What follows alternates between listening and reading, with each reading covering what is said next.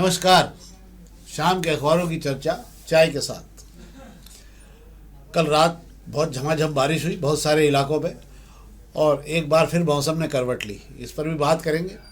आज शिवाजी जयंती पर शहर भर में तमाम अलग अलग क्षेत्रों में मराठा समाज के भव्य जुलूस निकले हैं। शिवाजी जयंती का शिवाजी प्रतिमा पर भी माल्यार्पण वगैरह किया गया है। कोई वैचारिक कार्यक्रम नहीं रहा है, बाकी सब जगहों पर कार्यक्रम हुए हैंगे।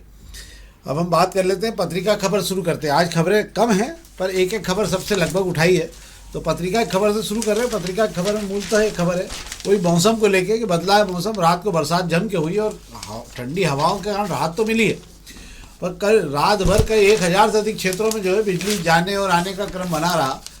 लोग भी परेशान रहे, पर पानी ने एक बार मौसम बदल दिया। हालांकि इसका नुकसान ये हुआ कि गेहूं की खड़ी फसलें जो है उसको बहुत ज़्यादा नुकसान हुआ। कई क्षेत्रों में मतलब इंदौर के मालवा निमाड़ के जिन जिन क्षेत्रों में पानी गिरा है उसका एक बड़ा नुकसान हुआ है। शायद मुख्यमंत्री जी ने कहा इसका सर्वे कराने के लिए, और मुझे ऐसा लगता है कि 1-2 दिन में गेहूं का सर्वे हो जाएगा। फसलें पूरी तरह से लेट गई हैं, इतना कस के पानी गिरा है रात को, खड़ी फसलों को नुकसान हुआ है। क्या सर? जी बिल्कुल, आप सही कह रहे हैं। कल रात को जिस तरीके से शुरुआत हुई थी, रात में जितनी गर्मी थी पंखा चालू करके सोना पड़ा था, उसके बाद में आधी रात के बाद में 12 बजे के बाद में मौसम ने करवट ली और अचानक बारिश का दौर शुरू हो गया था, जो सुबह 5 बजे तक उसका दौर दिखाई दिया है रुक रुक कर।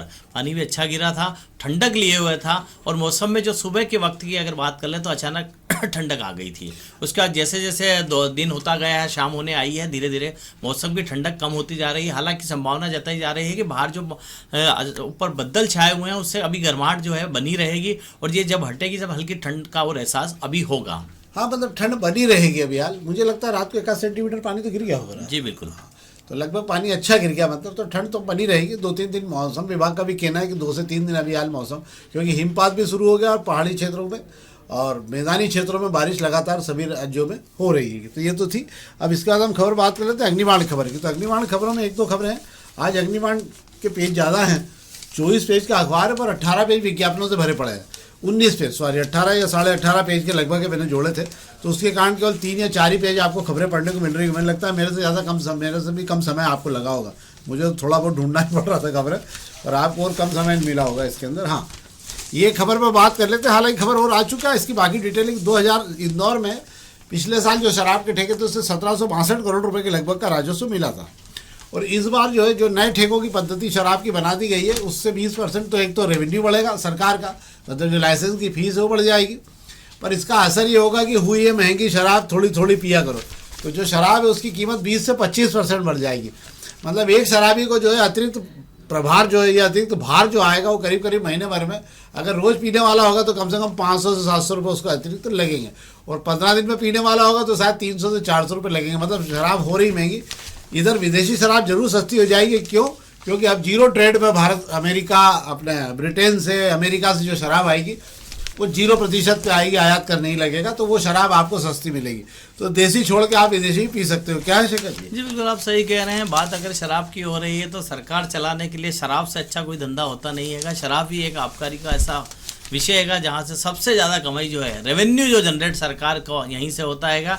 और शराब के दाम की आप जैसी बात कर रहे हैं, हर साल शराब के दाम बढ़ते हैं। हमने आज तक कभी नहीं सुना कि शराब के दाम जो है अगले साल जो अगली नीति में नए जो ठेके होना उसके अंदर कम होना आएगा। तभी तो जब शराब के ठेके खत्म होने आते हैं दुकानों पर डिस्काउंट के साथ में पुराना स्टॉक खत्म करने के लिए शराब सस्ते में बेची जाती है।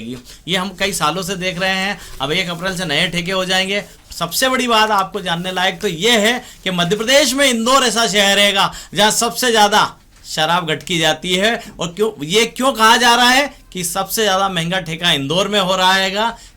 अगर ठेका महंगा हो रहा है तो कमाई भी मुझे लगता है जमकर होती है। इसी वजह से सरकार के लिए नंबर 1 इंदौर चल रहा है, और शराब पीने के मामले में, शराब पिलाने वाले के मामले में भी नंबर 1 हो चुका है। इसमें एक और बात आपको बताया था, अभी तक ये हो रहा था कि लाइसेंस, जैसे अगर मेरी पुरानी शराब की दुकान है, मेरी नहीं है, मतलब मेरी शराब की अगर पुरानी दुकान है शराब ठेकेदार की, तो उसके लिए था कि वो 20% बढ़ा के उसको रिन्यू करा लेता था। पर इस बार उन्होंने व्यवस्था पूरी बदल दी है। 5 दुकानों का एक समूह बना दिया और उसके अंदर आपको ये कहा गया कि 5 दुकानों के ई टेंडर होंगे। मतलब अब सारी दुकानों के टेंडर होंगे, तो आपको इस बार भी शराब आखिरी के दिन अच्छी खासी सस्ती मिल सकती है। अगर आप चाहोगे तो 2-4 दिन आपको राहत भरी मतलब शराब पीने को मिल सकती है। बाकी तो खबरें सब सामान्य है। एक प्रभात खंड खबरों से हम बात कर लेते हैं। प्रभात खंड खबरों में भैया सामान्य खबर है, एक जरूर खबर जिस पर हम बात करना चाहते हैं कि जो कल बजट पेश हुआ उसमें इंदौर को और उज्जैन को तो भरपूर पैसा मिला ही है, पर कनाड़िया हाथोद, कनाड़िया का तो खैर इसमें जिक्र जरूर है, पर कनाड़िया के बारे में, सड़क के बारे में कुछ लिखा नहीं है। पर बुढ़ानिया हाथोद और छोटा बांगड़दा में मनोज पटेल के क्षेत्र में कुछ सड़कें अच्छी स्वीकृत हो गई है। अब ये सड़कें स्वीकृत जरूर हुई है, पर इनका बजट का क्या प्रावधान रहेगा कि सरकार के पास बहुत बड़ी राशि इस बार कर्ज चुकाने में, ब्याज चुकाने में जा रही है। मतलब सरकार का स्थापना व्यय, कर्ज, लाडली बहना अगर आप सब जोड़ लोगे तो 100 रुपये में से 80 रुपये पूरी तरह से जा रहे हैं, 20 रुपये बचेंगे और नया कर्ज आपको लेना है। अगले साल का कर्ज कार्यक्रम सरकार दे चुकी है कि वो 73,000 करोड़ से ज़्यादा होगा। मतलब कुल मिला के हम 6 लाख करोड़ के कर्ज के आसपास पहुंचने की तैयारी अगला साल जब वित्तीय वर्ष खत्म होगा तब तक हम पहुंच चुके हैं। क्या है साहब? ठीक है, कर्ज तो होता रहेगा सर, पर विकास भी करना है और विकास दिखाना है। हालांकि विकास के लिए मैं आपको बता दूं, बजट के अंदर किसी भी योजना को शामिल करा लेना मुश्किल का काम है, और उससे ज़्यादा मुश्किल का काम है उसे ज़मीनी अमली जामा पहनाना।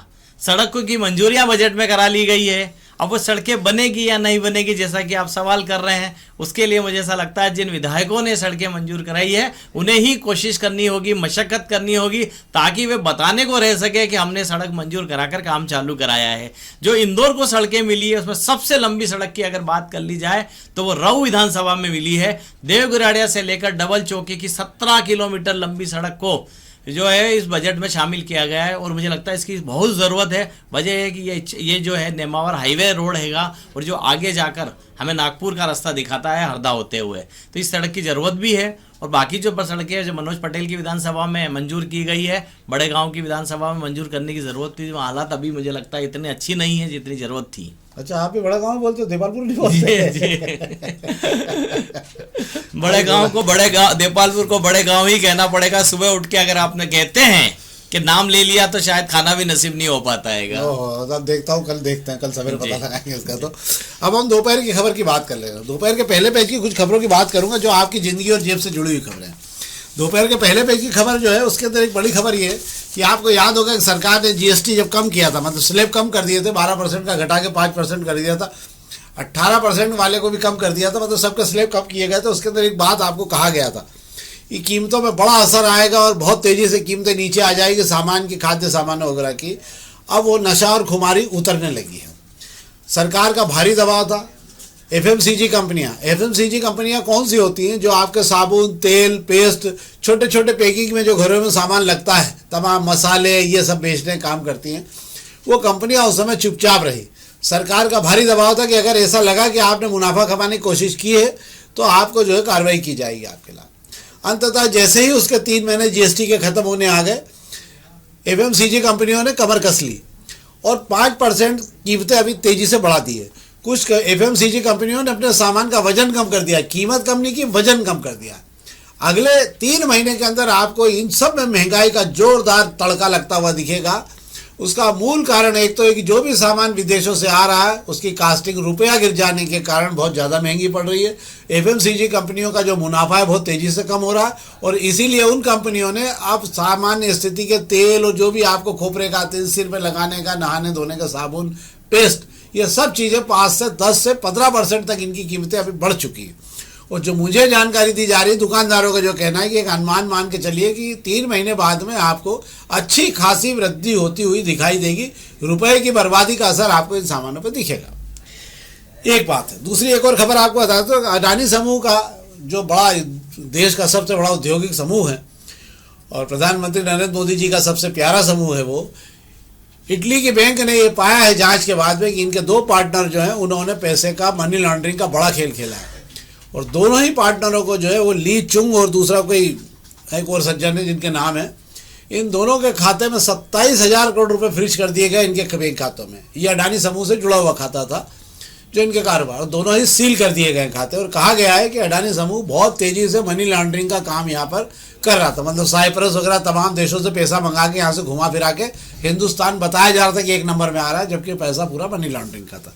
ये 2 जानकारी है जो हमने आपको दी। मौसम के बारे में हम आपको बता चुके हैं। जय भवानी जय शिवाजी। हाँ, एक खबर पर और बात कर लेता हूँ। उत्तम स्वामी जी की मुसीबतें बढ़ती जा रही हैं। उत्तम स्वामी जी मध्य मालवा निमाड़ के बड़े माने हुए महामंडलेश्वर हैं और बड़े मतलब भाजपा के सबसे बड़े महामंडलेश्वर है। इस समय भाजपा में उनकी तूती बोल रही है। महामंडलेश्वर जी जो हैं इस समय लापता है, उनके मोबाइल बंद है और उनके जो खास उनके आसपास के सिपह सालार रहते हैं, जो उनके भक्त हैं, अंधभक्त, उनके भी मोबाइल बंद मिल रहे हैं। ये पूरा मामला दिल्ली में जांच में था। दिल्ली में जो अधिकारी जांच कर रहे थे, अमित गोयल, वो माने हुए आईपीएस अधिकारी और बड़े ऑनेस्ट अधिकारी, उन्होंने पूरे मामले पे जब उसका महिला पर, जिस महिला ने हमला किया था महामंडलेश्वर जी पे, तो उस हमले के बाद में उन्होंने आने का मना कर दिया और घर पर सुरक्षा पूरी लगा दी और वहीं पे जाके सारे बयान सब लिए जा चुके हैं। 164 में मामला दर्ज हो गया है। अब बयान हो चुके हैं, मतलब 164 के बयान भी हो चुके हैं। अब केवल महामंडलेश्वर जी को लेकर धरपकड़ होनी है। किसी भी समय महामंडलेश्वर जी को बयान के लिए बुलाया जा सकता है। अगर बयान देने गए तो हो सकता है ना भी आए और हो सकता है बयान देने के बाद छूट भी जाए। दोनों चीज़ें, भारी राजनीतिक दबाव है। इंदौर में जो लोग संरक्षण दे रहे थे वो आवाज़ इस समय बिल्कुल उनके बंद हो चुके हैं। मतलब जो बेहतरीन कपड़ों के, जो गले का नाप लिया करते थे, जो पेट का और कमर का नाप लिया करता था, उससे नीचे की नाप पे फंस गए वो लोग भी। तो ये तमाम लोग जो इस समय अपनी दूरी बनाने में लगे हैं। पर एक और बात आपको बताते हैं, उत्तम स्वामी जी ने इंदौर में भी एक बहुत बड़ी ज़मीन पर, पहाड़ी पर कब्जा कर रखा था। ये दूसरी पहाड़ी होगी जिस पर कब्जा कर रखा है। और इस ज़मीन के बारे में कहा जा रहा था उत्तम स्वामी जी की ज़मीन को लेकर, ये यहाँ पर सिंहासा में है, ग्राम सिंहासा में है और यहाँ पूरा मंदिर बना के उन्होंने पूरा आश्रम बना के उस पर कब्जा कर लिया। जिस एसडीएम ने यहाँ पर नोटिस जारी किए थे, उस एसडीएम को उन्होंने डराया, धमकाया था और कुछ भाजपा के नेताओं ने भी कहा था कि इधर झांकने की कोशिश मत करना। अब वो एसडीएम के पुराने दिए हुए नोटिस की वापस जांच पड़ताल की जा रही है और उनको निकाला जा रहा है। तो कोई आश्चर्य की बात नहीं, जो जबलपुर में बड़ी कार्रवाई हुई है महामंडलेश्वर उत्तम स्वामी जी के आश्रम पे, उतनी बड़ी कार्रवाई आपको इंदौर में भी दिखे। ये आशाराम बापू के पास में दूसरा होगा और कंप्यूटर महाराज भी इस प्रकार से इनके जो आश्रम थे तोड़े जा चुके, तो ये तीसरा आश्रम होगा जिसपे कार्रवाई हो रही। क्या है जी, बिल्कुल आप सही कह रहे हैं कि भाजपा के जो आपने कहा है कि सबसे बड़े स्वामी जी हैं, इसका अंदाजा आप लगा सकते हैं कि इंदौर में प्रहलाद पटेल की नर्मदा परिक्रमा की जो किताब का विमोचन हुआ था, जिसका फीता खोलने के लिए सर संचालक मोहन भागवत जी आए थे, उस समय मंच पर 2 ही लोगों की कुर्सियां लगी थी। भागवत जी के अलावा अगर मंच पर कोई बैठा था तो उत्तम स्वामी जी बैठे थे। तो इससे आप अंदाजा लगा लीजिए, तब इससे पता चलता है कि भाजपा में उनका कद कितना ऊंचा था। हालांकि उत्तम स्वामी को लेकर कहा जाता है, अगर वे संत हैं, जो लोग कहते हैं कि अगर जो संत है, पर उनका रहन सहन और जो उनके तौर तरीके हैं वो इतने महंगे हैंगे कि कोई भी किसी भी के शागिर्द के यहाँ अगर वे जाते हैं तो उसे उनके खर्चे उठाने में उसके पसीने छूट जाते हैंगे। कहते हैं कि उनके लिए हर बार स्पेशल तकिया आता है, चादर आती है, अलग तरीके का तकिया होता है, मोजे वो ब्रांडेड कंपनियों के पहनते हैं। तो इस तरीके से जब ये तब लोग सवाल भी करते हैं कि जो तो संत आदमी को इन सब चीज़ों की ज़रूरत क्या मोह है इतनी महंगी ब्रांडेड चीज़ों का इस्तेमाल करने की। तो आप बता दें आपको, जैसा कि आप कह रहे हैं पहाड़ी पर कब्जा किया, जब इतने हाईटेक चीज़ों का इस्तेमाल करते हैं सारे नेताजी, उनके आगे सर नतमस्तक है, सरेंडर है, तो वे पहाड़ी पर क्या वे इंदौर की 10 पहाड़ियों पर भी कब्जा कर लेंगे तो मुझे नहीं लगता कि कुछ उन पर होने वाला है। आपको बता दूं कि आपको याद होगा शायद उनकी कोई कथा या कोई आयोजन था जिसमें मुख्यमंत्री को उन्होंने बुलाया था और मुख्यमंत्री मतलब व्यस्त कार्यक्रम कारण नहीं पहुंच पाए थे। जब नहीं पहुंच पाए थे तो उन्होंने इतनी भयानक नाराजगी व्यक्त की थी कि मुख्यमंत्री को बाद में जाके माफ़ी मांगना पड़ी थी उनसे। तो आप समझ सकते हो कि चूंकि भागवत जी के साथ बैठे थे तो कद कितना ऊंचा हो गया उन संत का। पर एक बात हम भी कहना चाहते हैं आपसे कि जिस प्रकार के ब्रांडेड, इस प्रकार के साधु संतों का पुराना रिकॉर्ड भी आपको देखना चाहिए। कुछ समय पहले तक एक घनश्याम चौधरी एक भाजपा के नेता हुआ करते तो उनके खेत पे बैठ के लोगों की जो है जन्म कुंडली देखा करते थे और वहीं से उनको लाया जाया करता था और वहाँ से धीरे धीरे संत बनने की प्रक्रिया शुरू हुई। भैयू महाराज के बाद एक दूसरे संत हैं, भैयू महाराज भी ठीक इसी प्रकार से प्रॉपर्टी का काम करते थे और प्रॉपर्टी का काम करते करते वो कहाँ पहुँच गए। पर एक बात जरूर थी, वो विषयों के ज्ञाता भी थे। हम जो संत विषयों के ज्ञाता है उनका सम्मान होना चाहिए। मेरा मतलब उनके जो उनका ज्ञान है उसका सम्मान होना चाहिए, पर उनके चरित्र के मामले में जरूर पता लगाया जाना चाहिए कि इनका चरित्र इस लायक है या नहीं है। ज्ञाता तो रावण भी खूब था, पर ज्ञाता होने के कारण जो अपने कर्मों से मरा हो रावण। तो इसी प्रकार से ये तमाम लोग संत जरूर है, पर ये संत दिखते हैं, होने के में पूरी उम्र लग जाती। एक संत बनना इसके लिए पूरा जीवन लग जाता है, को कितना पढ़ना पड़ता है। और होने के लिए भगवा पहना, 4 चेले बनाए और आपने हार फूल पहन लिए और 4 महिलाओं को फूल पैर में छुआ लिए और बस आपका काम शुरू हो जाता है। तो हमारा भी आपसे आग्रह है कि अगर आप किसी की भक्ति में अंधे हो रहे हो तो ये जरूर पता लगा लो वो इस योग्य है भी या नहीं है, और नहीं तो अपने माँ बाप से बड़ा मैं समझता हूँ संत कोई नहीं होता। आप उनके पैर छुएं और उनसे जो ज्ञान मिलता है वो जीवन का सबसे व्यवहारिक और सांसारिक ज्ञान होता है। यही अति उत्तम होता है, यही अति उत्तम होता है। हम इसीलिए यहाँ पर बैठे हैं कि हम लोग शायद इसी ज्ञान को प्राप्त करने की कोशिश कर रहे हैं। ये था कार्यक्रम, हमने आपको जानकारी दी। कुछ अतिरिक्त जानकारी भी हम आपको दे देते हैं क्योंकि आज खबरें कम थी तो हमें लगा कि आपको जानकारी दी जा सकती है। तो हमने आपको दी। हम चाहेंगे इस कार्यक्रम को आप अपने मित्रों तक जरूर पहुंचाएं और हमारी मदद करें। अगर ये कार्यक्रम जितना ज़्यादा विस्तार में जाएगा हम उसको और बेहतर तरीके से बनाएंगे। बहुत बहुत धन्यवाद।